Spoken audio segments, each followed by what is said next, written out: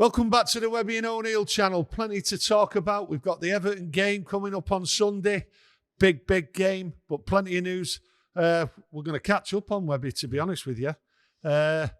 First thing I've got... Happy anniversary. It's been a year, hasn't it, since the rats made noises about selling us. Yeah, that's... Year, so.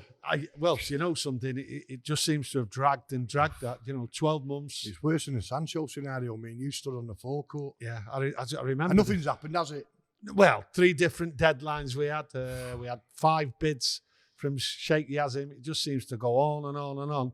And there's no deadline here, is there? It just seems to carry on. I seen this morning that just saying that the deal with Radcliffe's going to be announced next week now, but you won't put it past that. It goes on to next year or whenever. It's an absolute joke. So it's a mess.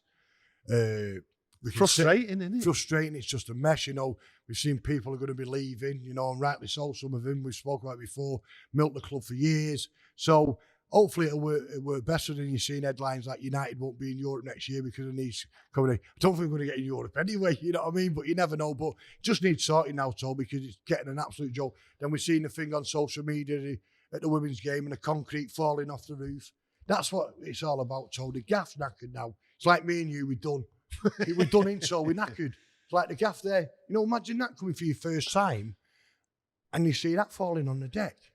Christ's sake. Well, I look at me and you, and then I look at United, and we have good days and we have bad days. Yeah. We've had some bad days lately, so let's hope it improves. Yeah, you can't get any worse, so can't get any worse off the field. So, I think some out there might have a few words to say about that. But well. Listen, reports I've been looking at last week, Raphael Varane. Yeah. Not really been in the side. We know he's had injuries and that. Him and Erik ten Hag seem to have fallen out, apparently, according to some reports. Possibly leaving in the summer. Right thing, Webby? Strange, find it very strange, so, because I was speaking to Kieran before we come on camera, when we signed him and all that, and obviously one of his first games, if not his first game, was Wolves away. He was superb, Rolls Royce. He's had some great games, but he's had some dodgy games for us as well.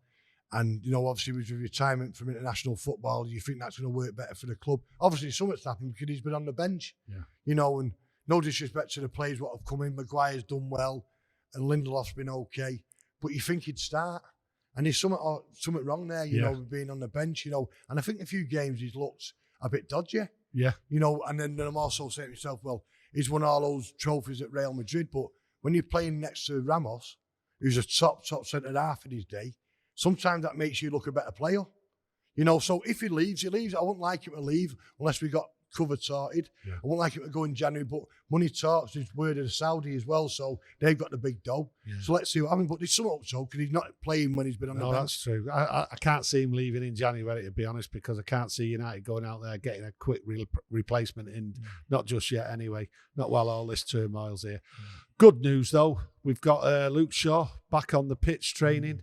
Also, Martinez training, and also some good news there. Onana's injury doesn't seem to be as bad. He was seen training, so at least we've got some good news. Players coming back, and them two there have been surely they've been missed. Webby, Luke Shaw and Martinez. Yeah, more Luke Shaw for me. I thought Martinez didn't look fit at the start of the season.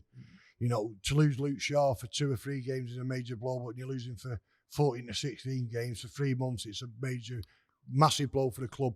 But also as well, so we obviously mentioned about those players. Pellistri, 2 games this week for Uruguay, played virtually 2 full games. A win away in Argentina. He played absolutely mint. This is his time now for me to get a run in the team. If you're playing for Uruguay, you're starting, you're playing well, then surely you've got to play in. Some of the duck eggs we've had on the right this year. Yeah. And he's played well, so, and he's looked comfortable, in a decent team. And to go away to Argentina and win the match and play well, surely, I want to see him now get 8 or 9 games. And if he doesn't pull up trees, then we've given him a chance. There's no point in playing him for the game, and he comes on like you look at the Palace game, and when the sub was being made, you knew who was coming off, and he was doing okay. You've got time for him to start now, Tony, get his United career going, because if we don't, we'll lose him. It'll be our loss. The thing is with Pellistri, you've not seen him put a foot wrong when he's been given the chances, whether it's like a half a game or he started a game, or even if he's come on for 15, 20 minutes, he's not put a foot wrong, and he's always looked a threat. And as you say, playing for his international side there, and he's playing well to be picked, then you've got to say to yourself, he deserves a chance. Let's hope he gets it. That's all I say. Yeah, definitely. You know, obviously the manager would have had reports or watched some of the match, and he played well. Yeah. Now is the time with obviously the Sancho scenario. Anthony playing like an absolute duck egg. Yeah. You know, we're playing Bruno there and Mount there out of position, or Rashford or Garnacho, play him in his position. So, and he won't let us down. He's a top player. No, that's and when he heard he was going to go and look at Sheffield United, believe you me, they wouldn't be in the predicament they are now with a player like him in the squad. So hopefully the manager's seen his two performances and he gets a start, Evan, because if he does, I'll be absolutely buzzing. The thing is, though, with Pellistri, if he gets a start and he gets a chance, then he has to be in 3, 4, maybe 5 games to see what he's like. And his international form really says he deserves a chance. But hey, we'll have to wait and see. Yeah, let's see. Hopefully the manager's puts him in, like you're saying. Deep down, I don't think he will. I think he'll be involved in the travelling squad, maybe on the bench. But for me, I play him on the right all day long. So all day long. Well, I've got to go on to this Everton game. But the first thing is, before this Everton game, the big talking thing here is like relegation for them. You know, they won't go down, so there's too many bad teams. Listen, they've been deducted 10 points there. Do you think the deduction is fair? On the reports, what you've seen? I mean, at the end of the day, I'll look at it this way, Webby, right? They could have gone into administration for 9 points. For 9 points, right? And that's the funny thing about it, if it is funny to some people. So they could have gone into administration. But the thing is, they were working with the Premier League on sorting out costs and payments and transfers and everything else like that. That seems to be the problem. It seems as though someone's lied somewhere and had someone over because they were working in conjunction with the authorities. Everything seemed right. But it seems as though someone was lying somewhere or misleading. Well, it looks like obviously the people who made the mistakes have now left Everton Football Club. You know, they've gone, whoever that is, I don't know who it is. But the thing is as well, we only heard about this about 2 months ago. And crash bang ball at 10 points. Now, look at Sir. Is it the charges back from when me and you was in short still? You know, it's an absolute joke. So, you know, if they get away with this, I said before, they all might as well start doing it. They always might start doing brown envelopes and bags and not paying that. It's an absolute joke. And I feel, do you know what, Toby? Truthfully, I've always had a soft spot for Everton, me. Always had a soft spot. I know they're a proper club with proper fans, you know, and I feel for them. You know, I don't think they'll go down because there's worse teams in the Premiership, but I think they've won 4 out of the last 5 games. Yeah. They've gone down to Palace and they've won, which isn't no easy thing. No, they have won some good games. But the thing is, so they've acted on it and they've dealt with it. Now, what happens to the other 2 clubs who allegedly have been at it? You know, why aren't they been charged? Why is it dropped to Everton? Like, hang on a minute, you're guilty, 10 points, when the other charges we all know about, and nothing's been done. I think what it is in the case of Everton from the very beginning said we're in trouble here. Yeah. They've let the authorities know they're in trouble and they've worked with them. And also they've admitted the offence. That's totally different than what Chelsea and City are. City are just playing keep stalling, every excuse. And this is going to drag on for City, as I see it, for years. Now Chelsea are going through the books. And they're just coming out with things from the past you wouldn't believe. And I think that is going to continue for a long time.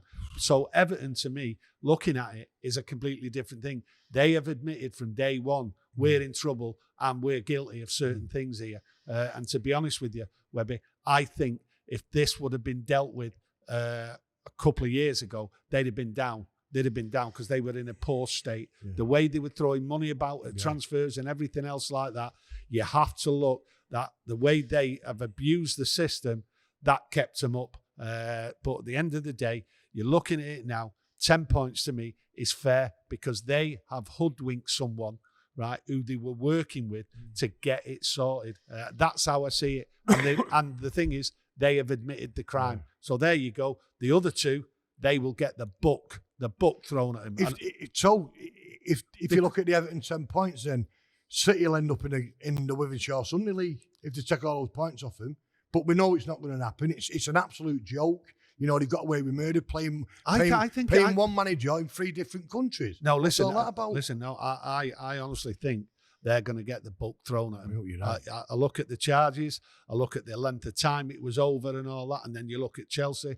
Chelsea are unearthing like scandal after scandal what's been going on under that Abramovich. City thought they'd get away with it. They thought they'd get away with it, right? Through the UEFA rule and everything else like that. But the Premier League have been able to go back further. They have unearthed some things. And I'm telling you, Webby, they are going to go down. Whether they get demoted one league and everything took off them, I'm not sure. They might even go further, depending on how many charges they get. You and I go to court, 115 charges, right? We're going to be guilty of something, aren't we? Yeah. Right? Anybody is. They've got 115. So there's evidence there. So they will be found something guilty of. Now, if you look at Everton, 10-point deduction, right, for just this small misdemeanor. City, I'll tell you what, they'll be quaking in the boots, their supporters, about what's going to come. That's how I see it. Don't you reckon, obviously, if they both get charged and the old Super League appears again, well, we're going to leave the Premiership, City and Chelsea, Real Madrid are already still hovering around, and Barcelona, and then you've got four big boys, and someone else will get to it. But that's what I think they'll do. If they say, right, to City, all those titles you've won, that European Cup and all those lot of other cups you've won, we're taking them off you, well, we're leaving. You never know. That could reopen the Super League and then we're back to where we was. But they've got to be charged. They've got 115 charges. Like I say, even if you just get the same charge as Everton, there's 10 points, but you've got another 114. Well, money talks. So. They will get, as far as I'm concerned. I hope you're the judge for it, so they'll get done. Right, touch that. Right, Judge Sona. Listen, looking at, we've touched on Everton there with the 10 points. I think it's right. The crowd will be up for it. You know, they've got planned demonstrations and everything against it. So there's going to be an atmosphere here.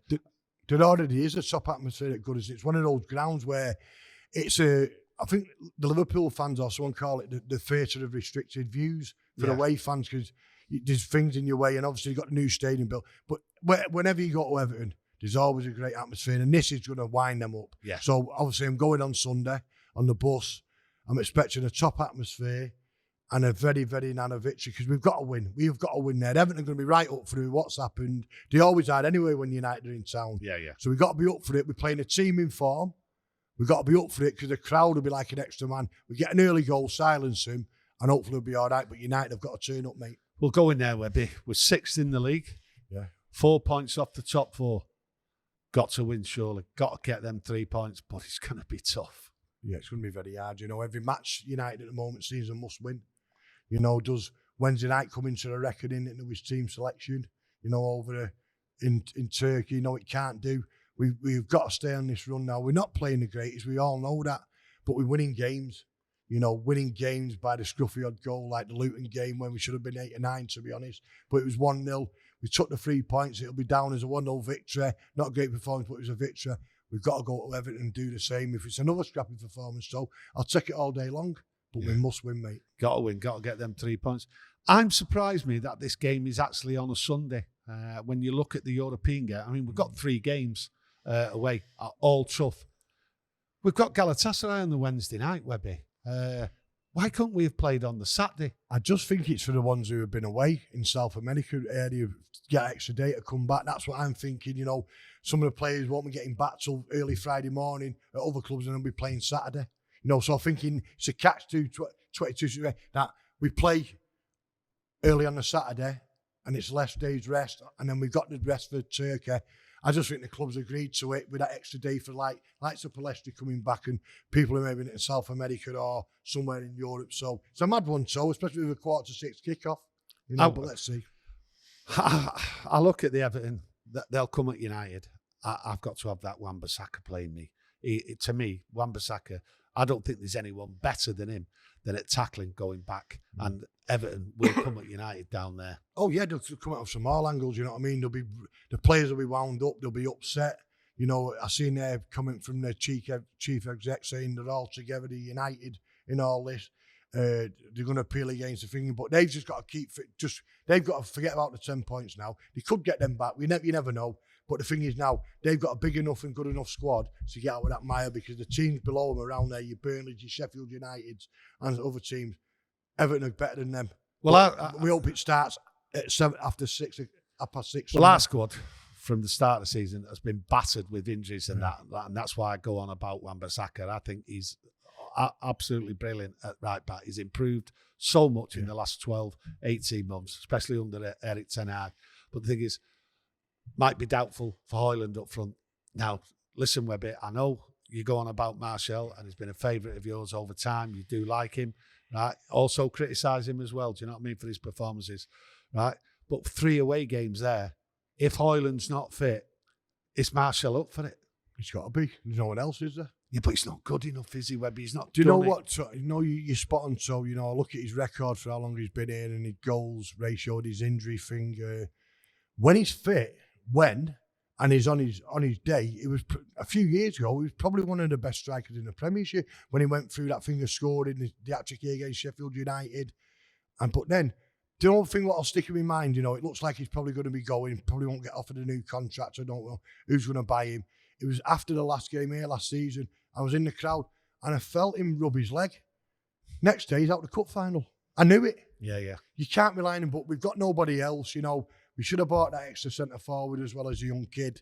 We never, you know, the young kid's injured. Hopefully, he's not as bad as feared. He may be right for Galatasaray because he looks a threat in Europe with his movement.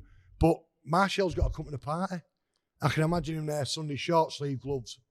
You know, let's hope he stays fit and he puts a performance in because, like you're saying, when he's up for it, he'll do a job. It's just whether he stays fit and he's up for it, mate. Well, all we've got to hope for is like the injuries. We've got a decent side out there because I look at these 3 games: Everton away, Galatasaray away, and then Newcastle away. Absolutely massive game. And it's going to be tough on the players. There is a lot of travelling there, Webby. At the end of the day, we've just got to wait and see. Let's hope all the injuries are back.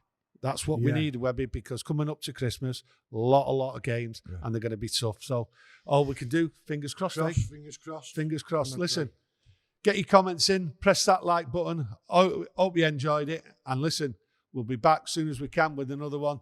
Webby, it's been a delightful day. Cheers, Sob. Cheers.